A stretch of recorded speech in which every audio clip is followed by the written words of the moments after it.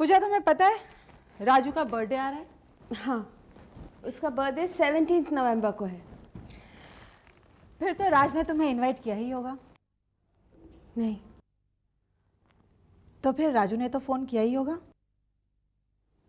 नहीं, उसने भी मुझे फ़ोन नहीं किया। मैं सोच रही हूँ मैं खुद ही उसे फ़ोन कर लूँ। नहीं, बिल्कुल भी नहीं। तुम किसी को फोन नहीं करोगी। अगर राज को तुम्हारी जरूरत है तो उसे अपने आप तुम्हारे पास आने दो।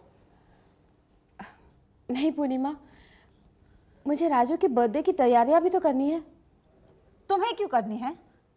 अगर राज मुझे कह सकता है तो तुम्हें भी तो कह सकता है ना। मतलब?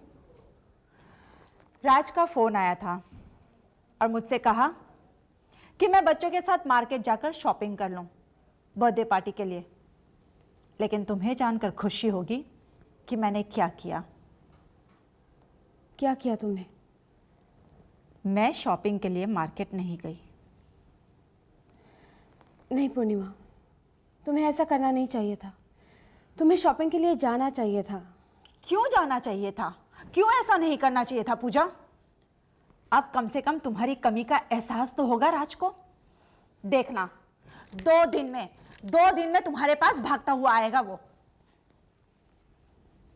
नहीं पूर्णिमा, मैं सर को अच्छी तरह से जानती हूँ, वो नहीं आएंगे। राज को तुम्हारे पास आना ही होगा। और पूजा, एक बात अच्छी तरह समझ लो, मर्द की यह फितरत होती है औरत की कमजोरी को टटोलना। उस पर यह बात कभी भी जाहिर मत होने दो कि तुम्हें उसकी परवाह है, बल्कि ऐसा जताओ कि तुम्हें उसकी परवाह ही नहीं है। बहुत खूब पूर्णिमा, बहुत खूब। बहुत अच्छी दोस्ती निभा रही हैं आप। बहुत अच्छा मशवरा दे रही हैं आप। क्या मैं जान सकता हूं why you are doing this? जितनी आग लगाना चाहती थी तुम उन दोनों की जिंदगी में, तुम लगा चुकी हो। अब और आग में तेल छिड़कने की कोई जरूरत नहीं है, समझी? और पूजा, तुम्हें क्या हो गया?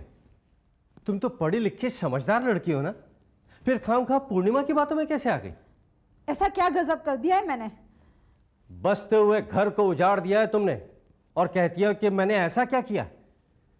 तुम्हें पूजा को समझा बुझाकर उसकी गलतफहमी दूर करनी चाहिए थी, लेकिन तुमने तो और बढ़ा दी। मुझे आपके राज से कोई दुश्मनी नहीं है। और ये जो तुम कर रही हो, ये क्या है? तुम्हें तो राज ने बुलाया था ना कि राजू का बर्थडे है, उसका सारा बंदोबस्त तुम्हें करना है, फिर तुम गई क्यों नहीं? कोई बात नहीं डॉक्टर, मैं राजू को बुलाऊंगी, मैं उसका बर्थडे ऑर्गेनाइज करूंगी और इस तरह से पार्टी दूंगी कि सब लोग देखते रह जाएंगे। नहीं पूजा, अब तुम्हारा वहां जाना ठीक नहीं है, क्योंकि तुमने खुद अपने हाथों से सब कुछ खो दिया है। सिर्फ राज को ही नहीं, बल्कि अपने बेटे राजू को भी। राजू को?